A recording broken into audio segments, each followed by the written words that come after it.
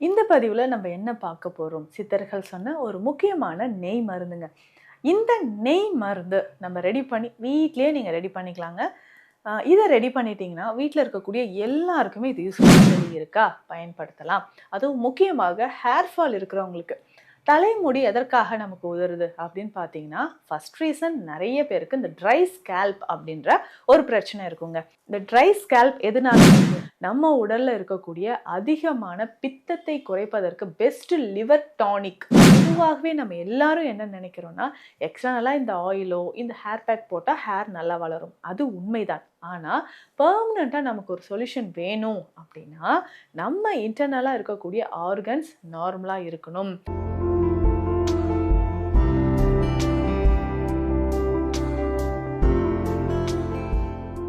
வணக்கம். நான் doctor Nithya, Siddha physician. இந்த பதிவுல நம்ம என்ன பார்க்க போறோம்? சித்தர்கள் சொன்ன ஒரு முக்கியமான நெய் மருந்துங்க. இந்த நெய் மருந்து நம்ம ரெடி பண்ணி வீட்லயே நீங்க ரெடி பண்ணிக்கலாங்க.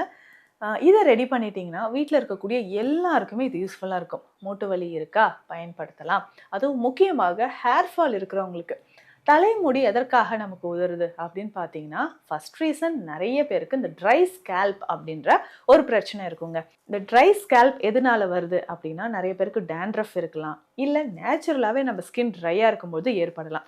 ஓவராலா நம்ம உடல்ல ஒரு ட்ரைனஸ் இருக்குன்னு வச்சுக்கோங்களேன். நம்மளுடைய மூட்டுக்கள்லயும் சரி, தலைமுடியும் அதிகமாக உதிரும்.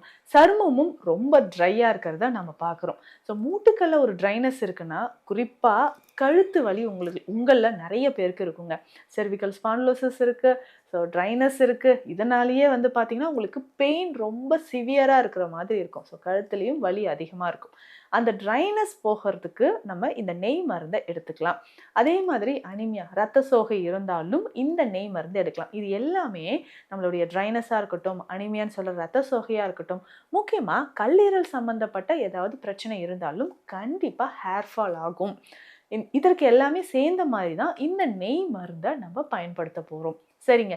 இந்த நெய் மருந்த நம்ம எப்படி எடுத்துக்கலாம்? இதுல என்னென்ன மூலிகைகள் இருக்கு அப்படின்றத பார்க்கலாம். முக்கியமாக இதுல சேர்க்கக்கூடிய மூலிகைகள் வெள்ளை கரிசலாங்கண்ணிங்க. இந்த வெள்ளை கரிசலாங்கண்ணி அப்படின்னு சொல்றது நமக்கே தெரியும். கரிசலாங்கண்ணி அப்படின்னு சொல்லும்போது கீரைகளின் ராணி அப்படின்னே சொல்லுவோம். நம்ம உடல்ல இருக்கக்கூடிய அதிகமான பித்தத்தை குறைப்பதற்கு பெஸ்ட் லிவர் டானிக் அப்படின்னா கரிசலாங்கண்ணி தான். அப்போ அந்த லிவர் வந்து நார்மலா இருந்துச்சுன்னா, நமக்கு ஹேர் சம்பந்தப்பட்ட பிரச்சனைகள், தலைமுடி சம்பந்தப்பட்ட பிரச்சனைகள் நமக்கு குணமாக ஆரம்பிக்கும்.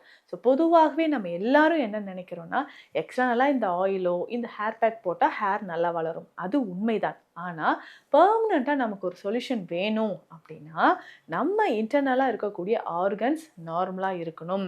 நம்ம ரத்தத்துல இருக்கக்கூடிய கழிவுகள் வெளியேறணும்.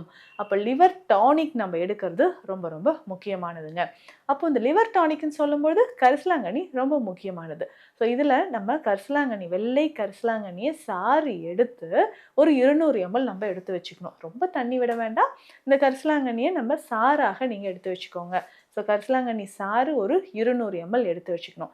50 கிராம் அளவுக்கு ஏலக்காய் பொடி, 50 கிராம் அளவுக்கு அதிமதுரம் பொடி. அதிமதுரம் அப்படின்னு சொல்றது பித்தத்தை குறைக்கக்கூடியது. வயிறு புண் இருந்தாலும் நமக்கு ஆற்றுங்க. இந்த அதிமதுரம் ரொம்ப முக்கியமானது. அதே மாதிரி லவங்கப்பட்டை இருக்கு இல்லைங்களா? இதுவும் ஒரு பொடி செய்து லவங்கப்பட்டை நல்லா பொடி செய்து நம்ம 50 கிராம். வாய்விடங்கம் அப்படின்னு சொல்ற மூலிகை 50 கிராம் எடுத்துக்கணும். ஸோ இந்த மூலிகைகள் எல்லாமே 50 கிராம் எடுத்துட்டு கரிசலாங்கண்ணி சாறு 200 ml. இந்த சாறுலயே இந்த மூலிகை எல்லாமே சேர்த்து நல்லா கலந்துட்டு இதை நம்ம ஒரு 1/2 கிலோ நெய்யில கலந்துடணும். கலந்து இதை நல்லா காய்ச்சி எடுக்கணுங்க.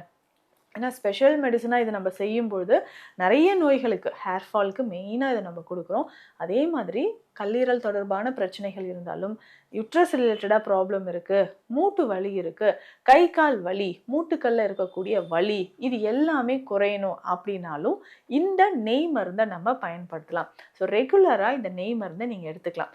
இதை அப்படி இந்த மூலிகை எல்லாமே சேர்த்து நம்ம நெய்யாக எடுத்து அடுப்பில் வச்சு நல்லா காய்ச்சணும். ஸோ காய்ச்சி ஃபில்டர் பண்ணி எடுத்துக்கோங்க.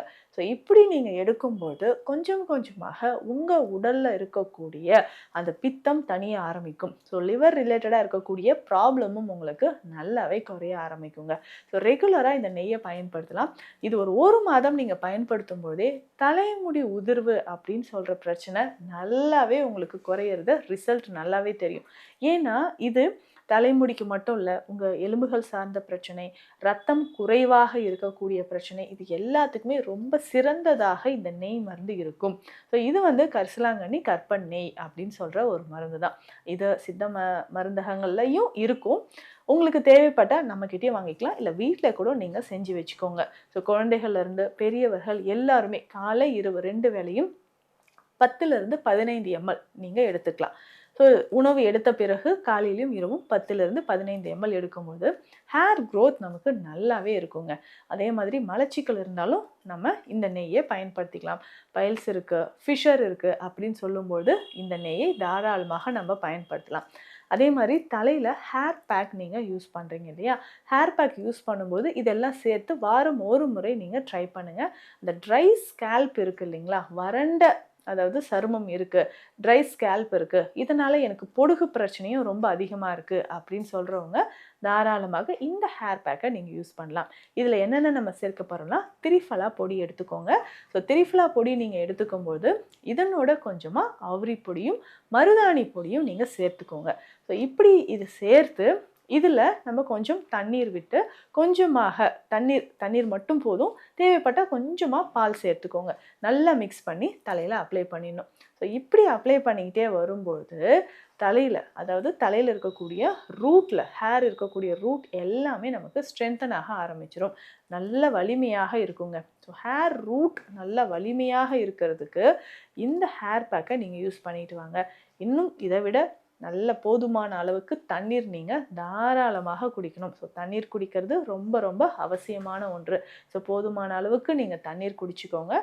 இதனோட ஃப்ரூட்ஸ் அண்ட் வெஜிடபிள்ஸ் நிறைய சேர்த்துக்கோங்க. தினமும் ஒரு மாதுளை, ஒரு கொய்யா, அதே மாதிரி அத்திப்பழம் நீங்கள் எடுக்கிறீங்கனாலும் ட்ரை ஃப்ரூட்ஸில் அத்திப்பழம் தினம்தோறும் எடுக்கலாம். வாரத்துக்கு 2-3 முறை பீட்ரூட் ஜூஸ் நீங்கள் எடுத்துக்கோங்க. நெல்லிக்காய் சாறும் அடிக்கடி பயன்படுத்திக்கோங்க. இந்த மாதிரி உணவுகளை நீங்கள் ஃபாலோ பண்ணிக்கிட்டே வரும்போது ஹேர் ஃபால் குறைய ஆரம்பிக்கும்.